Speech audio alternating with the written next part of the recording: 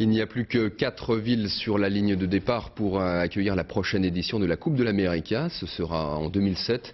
La candidature de Palma de Majorque a été écartée aujourd'hui. Il reste donc Lisbonne, Naples, Valence et Marseille.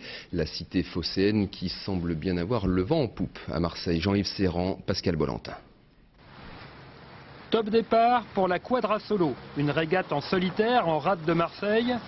Les organisateurs de la course ont choisi la rade car le vent y est toujours au rendez-vous. Avec pas mal de bascules à droite ou à gauche qui vont donner de la tactique. À quelques encablures des concurrents, un curieux yacht équipé d'un mât. Il ne perd pas non plus une miette du vent, il en enregistre vitesse et bascule 2 fois par minute. Et partout sur les 4 paires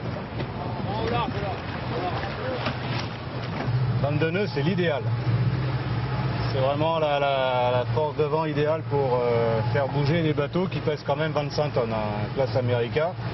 Auckland 2003, des régates souvent reportées, faute de vent. Alors, pour remettre la coupe en jeu, le vainqueur, le défi suisse, met les plus grandes baies d'Europe en compétition. Premier critère, la météo.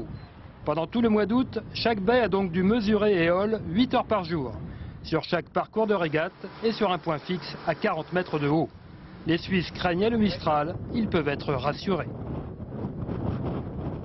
On parle toujours du Mistral et en fait on peut constater que le Mistral, on l'a que sur une statistique de 30 ans, on peut remarquer qu'on l'a que 4 jours par mois. Mais à côté du Mistral, nous avons d'autres types de vents. Donc nous avons le vent d'Est et la brise thermique de Sud-Ouest qui permettent donc en fait de régater toute l'année à Marseille.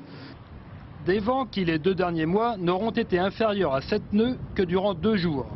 Un bon point pour la ville, mais elle doit maintenant virer de bord vers les infrastructures, agrandir port et hôtellerie pour mériter les retombées attendues.